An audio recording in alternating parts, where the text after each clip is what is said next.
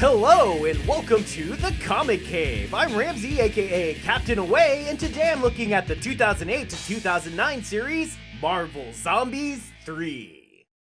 Probably from the moment work began on a Marvel Zombies 2, it was clear to just about everyone that it was going to be a franchise. And why not? It had clearly been successful enough as an idea to warrant a sequel in the first place. A sequel that was actually the third time the creative team of Robert Kirkman, Sean Phillips, June Chung, and Arthur Saidam worked on the series, since they also created the prequel comic, Dead Days. And clearly it was Kirkman's plan to continue the story, considering that he ended Marvel Zombies 2 with a big old question mark after the end emblazoned on the final panel. That's both literal and figurative, given that the comic ended on the cliffhanger of the eponymous Marvel Zombies being teleported to parts unknown. So it was a bit surprising to see that not only Kirkman, but in fact the entire original creative team was not returning for Marvel Zombies 3. Well, that's not entirely true. Saidam did do a single cover variant for the first issue of the new series, but other than that,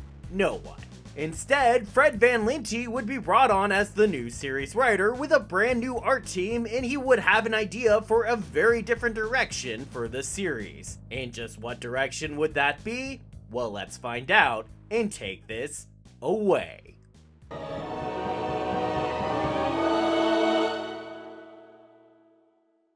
The comic opens in the most hideous, awful, horrifying place a horror comic can open.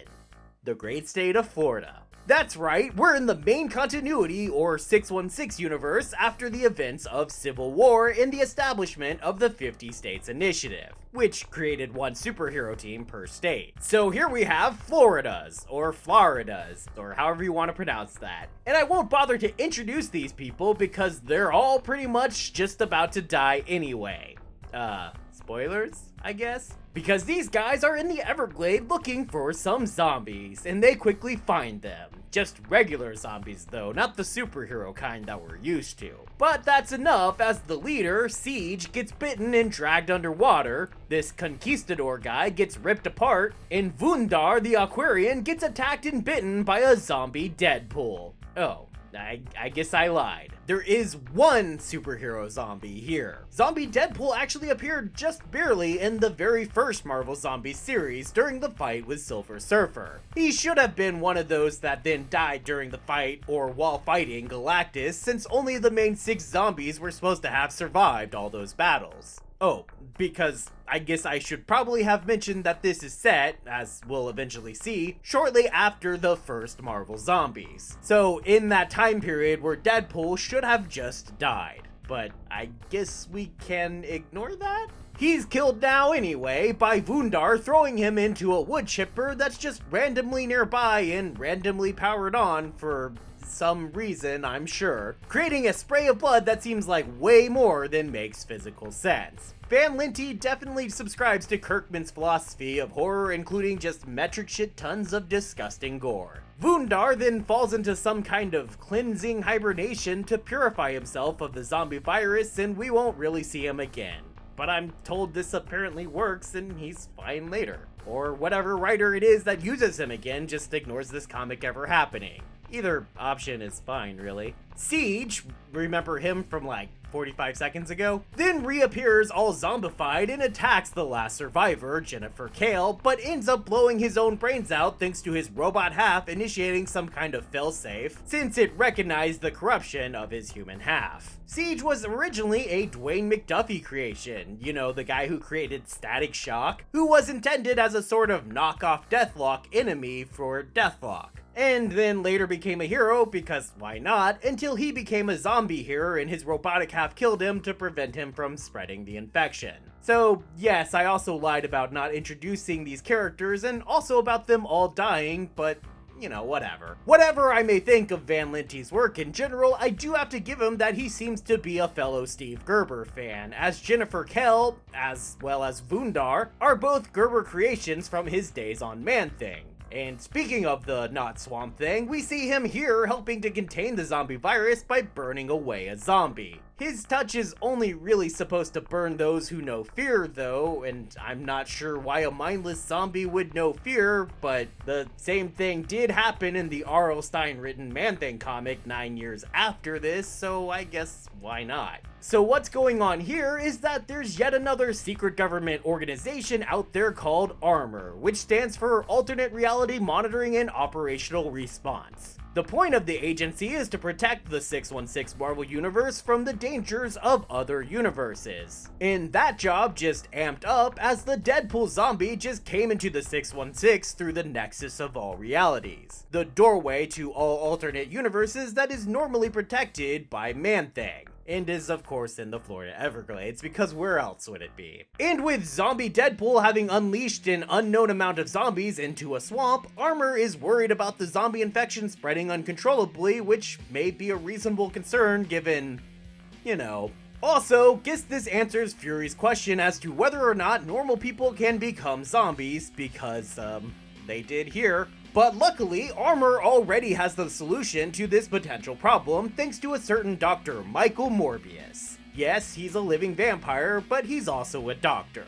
A doctor that is a vampire because he's kind of bad at science, but I'm sure it's fine. Morbius has prepared a serum to inoculate people against the zombieism, but to complete it, he needs blood from a human from the original world of the plague. I'm sure that's reasonably necessary and not at all just some bizarre plot device. But also, the original homeworld of the plague is not the Marvel Zombies universe, because that started with Zombie Sentry coming from another world, bringing the plague with him.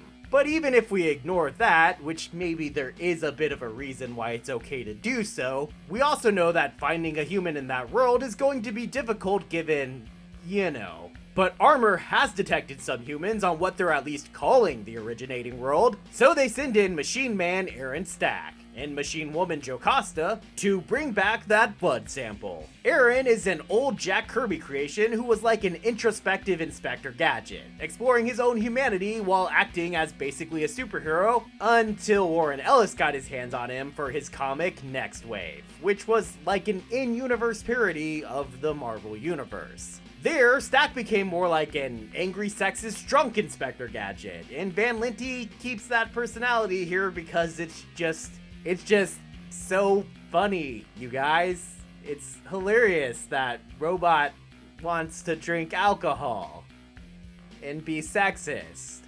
So funny. Jocasta, on the other hand, was created by Ultron to be his mate, but would become more of a hero and would appear repeatedly over the years, including in stories where she instead was a love interest for Machine Man, though it never quite worked out between them. As robots, they of course are in less danger from the zombies since they can't be turned. So they sneak into zombie New York to find the last living humans and get a blood sample. But what they find instead is a zombie kingpin who has built himself an empire in the zombie world by providing food for his fellow zombies. He's done this thanks to Miles Warren, aka the Jackal, and his cloning technology, which allows them to keep cloning a stockyard of human clone meat. Yum. In order to get access to Kingpin's stores, the other zombies have to bring Kingpin real food, stuff zombies can't eat, and we eventually see that that's because Kingpin has kept his wife Vanessa Fisk alive through everything that's happened. And since she can't eat people like zombies do, she gets her nutrition from cat food, I guess. I hope she likes chicken. I hope she likes liver, because all the Kingpin's goons, they deliver. So Machine Man and Jocasta are able to get a blood sample from her and try to get away, but Machine Man finds himself sympathizing with the clones who he feels are being treated like robots by their human-ish oppressors, and so he stays behind to blow up the facility and kill a bunch of zombies. During this mess, we see that zombie Doctor Strange has apparently lost most of his mental faculties, and now can only cast 2 spells. One of those spells is useless to them, but the other spell allows Fisk to spy on the 616 universe. Watching the 616 Earth gave Fisk the idea to spread the hunger gospel, which is a term they're going to start using a lot, to that other world. And why does he want to do that? Because it's the hunger gospel. That's what the hunger gospel wants, obviously. whatever the Hunger Gospel is. Yeah, so unlike the other Marvel zombies, he wants to go to the 616 universe, but not in order to gain a new world of feasting. He's not looking for a new supply of tasty human meat. No, he just wants to convert more super people to zombies, because the Hunger Gospel loves infecting super people. Like Fisk, actually isn't.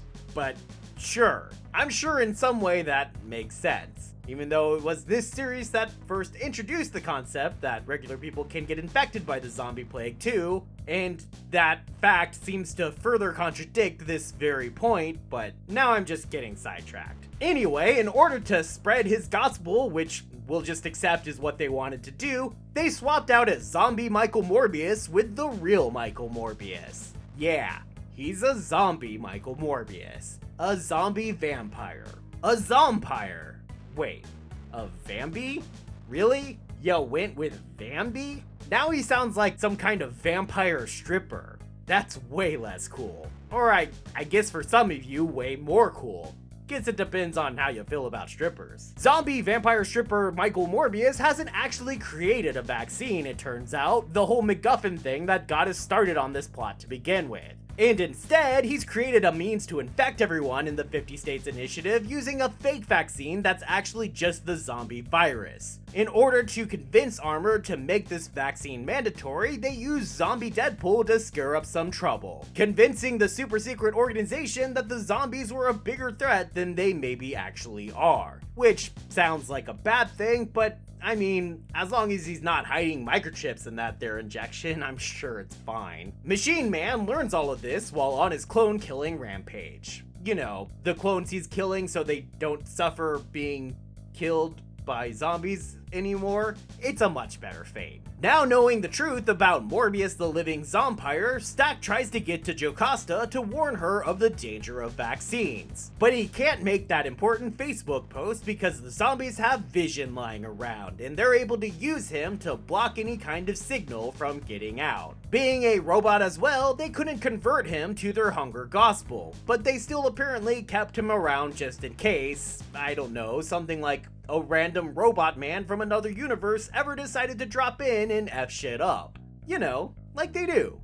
Happens all the time. So Stack instead tries to make a break for the rendezvous coordinates where they're set to be picked up by Armor in order to return home. And while doing so, he runs across a zombie Ghost Rider. And I would give Van Linty credit for how great of an idea a zombie Ghost Rider is, except we also saw GR in the first Marvel Zombie series as another of those who should have been destroyed alongside Deadpool, but Stack steals Ghost Rider's bike and rides off with it, but doesn't get far before he dies in a fiery explosion. Only it was a fake out. Apparently he's fine, and just decided to display a holograph of himself being damaged, just in case any zombies who weren't around and didn't see the crash just happened to come on by to investigate, and it was obviously not just a transparent attempt to fool the reader. That would be obnoxious and silly. Who would do that? Because of the crash, Machine Man misses his ride back to the main Marvel universe. Luckily for him though, among the zombies Stack then defeats is the zombie version of the Inhumans dog, Lockjaw, who is such a good boy, and a teleporter. And since he can teleport, Stack is able to use him to teleport back to the main 616 universe. Because he can do that. Which is, if he can do that, why has everyone been doing this the hard way?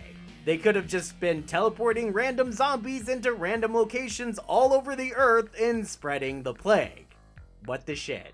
In the 616, he finds Armor headquarters to be a big zombie mess because Bambi Morbius has been found out, and he responded by just going ahead and starting the zombie plague himself. You know, the easy way. But Stack arrives and quickly starts killing his way through the zombies, and that includes blowing up Lockjaw, which will actually not be the only time Van Linty kills a dog during his Marvel Zombies tenure, so, you know, you Van Linty, you. So they've managed to save the day. Regular Morbius kills Zompire Morbius, and Machine Man and Woman share a kiss. Even though neither of them really has lips or human-like mouths, so not sure why that's how they would show affection, but that's not really a criticism. Just more like, A weird brainworm to get you thinking about. Weird robot means of showing affection. That's today's writing prompt for ya. Go! The story may be ending, but we do have time for one last fat joke. Because back in the zombie universe, with his plan going to hell, Fisk turns to stress eating. But with the clone facilities destroyed, that means he stress eats his wife. Making it ironic that she earlier turned down leaving with the robots because she was certain Fisk would never let her come to harm. See, it's funny because he's fat. But it's not quite over just yet, because it seems one zombie managed to use the teleporter inside the armor base in order to escape. And with an unknown zombie on the loose, the real Morbius decides it's time for some drastic action. That's right, it's time to put the band back together. And by band, I mean the Midnight Suns. But that's what happens in Series 4, so right now, we just need to get to the breakdown.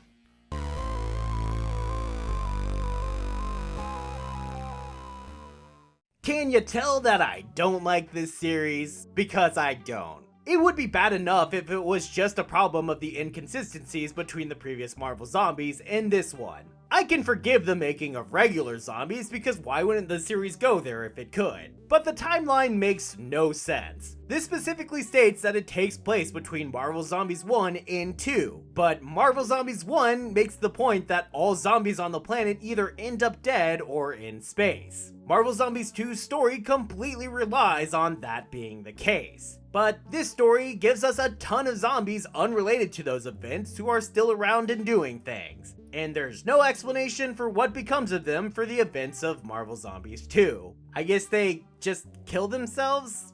I don't know. And again, I could probably forgive these inconsistencies if there was something else about the story to like, but there just isn't. Van Lente seems to be part of the school of thought that horror characters should be impossible to like so that they can die and you won't feel sad about it. But that's never really worked for me. Throwing robots at the zombies is certainly not the worst idea, but Van Lente does nothing with it at all. And Machine Man is pretty intolerable. And the addition of the Hunger Gospel is going to get very annoying, and the entire plot of the story doesn't really make sense in the first place. I guess the art is fine. It's certainly not as powerful or distinctive as we got in the first two series, but it certainly does its job, and more than once I thought it actually looked really good. And that's certainly more than I can say for the writing. So I'm giving this series a recommendation level of low. While this isn't the worst the series gets, believe it or not, I just don't really see the point in bothering with this story. Just stick with the first two and maybe Dead Days and you'll be good. The collected edition gets 1 set of Zompire teeth. And I'm gonna go with that being pretty alright. I know I can't recommend the comic itself, but there certainly have been worse collections. You still get a bonus cover gallery in the back, and while the covers here may not have been that iconic zombie reimaginings of famous Marvel comic covers, they do include a bunch of zombie variant covers from other series, and they also throw in some pencil art pages from this series as well. So all told, I just can't hate this collection. Thanks everyone for watching, and Happy New Year! For everyone it is a new year for. You know what I mean. I was originally planning on doing Marvel Zombies 3, 4, and 5 as one video, but as you can tell, I've decided to split them up. For various reasons. That's part of why it took me so long to get to Marvel Zombies 3 in the first place. I'll be moving on to X-Men stories from here, but I'll continue sprinkling in Marvel Zombie stories every now and then. If you're excited about that, or if you enjoyed this video, then be sure to like and subscribe and all of that. I don't know, whatever. It's the YouTube thing. I think I'm like contractually obligated to say that. Anyway, here's looking forward to 2023, and I hope to see you next time, right here in the Comic Cave.